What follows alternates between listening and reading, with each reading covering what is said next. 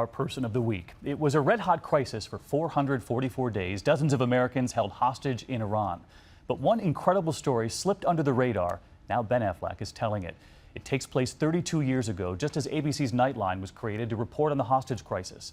And tonight, Nightline anchor Bill Weir goes back in time to that seminal showdown.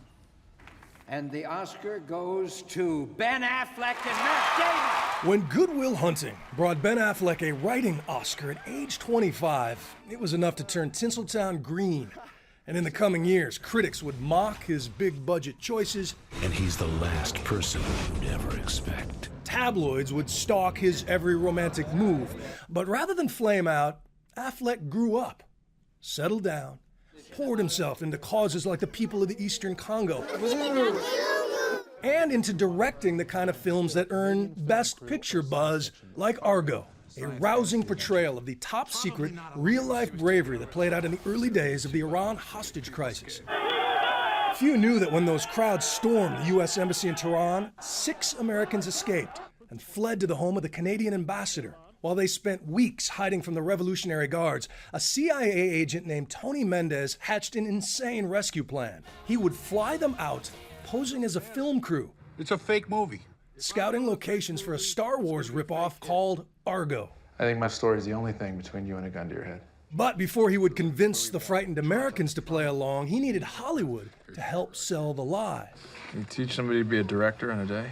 You teach a rhesus monkey to be a director in a day. Funny to think that there are genuine laughs in a story like this, but one comes from the idea that spies and Hollywood producers are hustlers of a different stripe, right?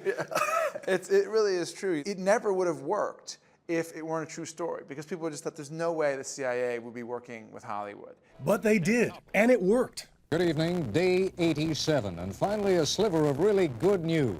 And with the current tension with Iran and Middle Eastern embassies under siege, the forgotten story is now frighteningly relevant. So it's not oversimplified, jingoistic, we're all great and these are all evil barbarians. It's meant to show how, in this case, the kind of Cold War mentality in foreign affairs has given rise to a sort of political reality now that is extremely tricky. Since 52 hostages remained in Iran after their daring exit, the CIA couldn't take any glory back then. But a generation later, in theaters across America, they'll finally get their due. And it's important to recognize what we're able to do and the people who are sacrificing overseas for us and that how competent and amazing they are. And so we choose Ben Affleck for telling the story of these heroes and that daring rescue 32 years ago. He's our Person of the Week.